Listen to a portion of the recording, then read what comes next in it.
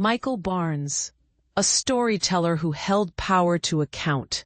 Michael Barnes, the acclaimed television documentary filmmaker who fearlessly brought hidden truths to light, has passed away at the age of 86 following a heart attack. His legacy is one of exposing injustice, discrimination, and neglect, and of giving voice to marginalized communities whose struggles might otherwise have remained unheard. Barnes first stunned audiences in 1972 with Navajo, The Last Red Indians for BBC's Horizon.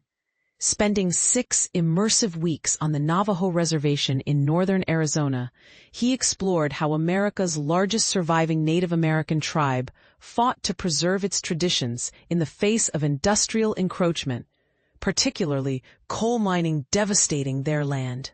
The film juxtaposed the spiritual power of a healing ceremony led by a medicine man with the jarring reality of Navajo people navigating the bureaucracy of white man's hospitals and schools.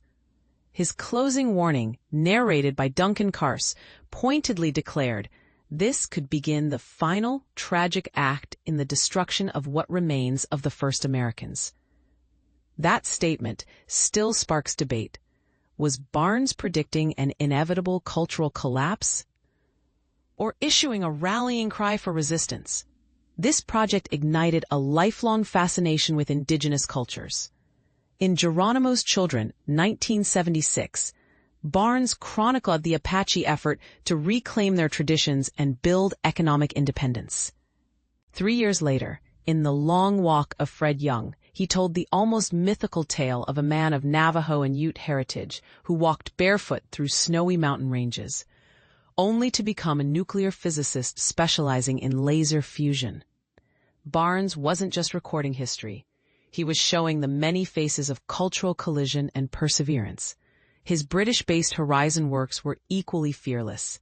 The Killer Dust, 1975, exposed asbestos-related deaths in Yorkshire, while A Home Like Ours, 1976, offered an unflinching look inside a special care institution for abused and abandoned children, mixing moments of tenderness with disturbing scenes of aggression. Then came Halfway to 1984, a prescient deep dive into the dangers of state surveillance, a theme Barnes revisited in the Panorama special, Do You Want to Know a Secret?, where he openly asked whether Britain needed a U.S.-style Freedom of Information Act. Barnes's U.S.-centric investigations pressed even harder.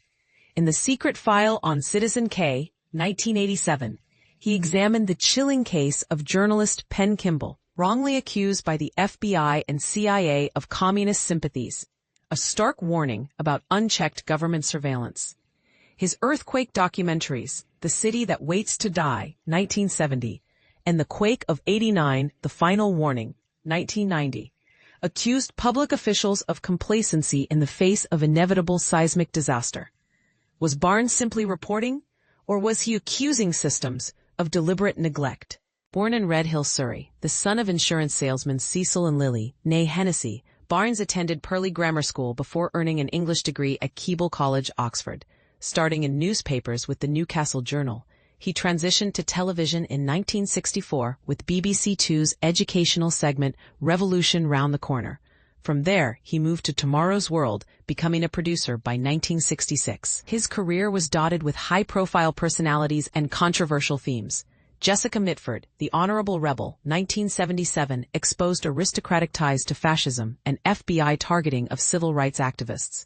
In Jane Fonda, 1978, the Hollywood star confessed to feelings of emptiness despite her privilege, linking personal unrest to political awakening. His 2-part Horizon doc, The Mind of a Murderer, 1984, controversially explored hypnosis in criminal profiling, earning 2 U.S. Emmy Awards.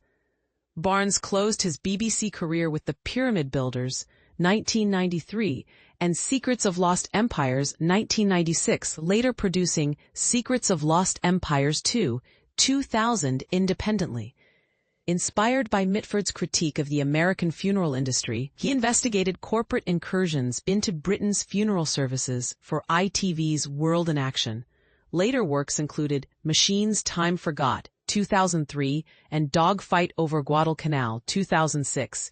His personal life saw 3 marriages, to TV producer Elizabeth Cowley, film editor Claire Douglas, and in 2021, Faraday Dizadji, who survives him alongside his children, Susie and Mandy, and 3 grandchildren.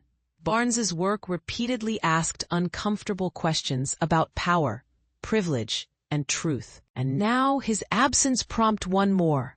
Was Michael Barnes a documentarian chronicling the world's injustices, or a provocateur deliberately challenging society to change?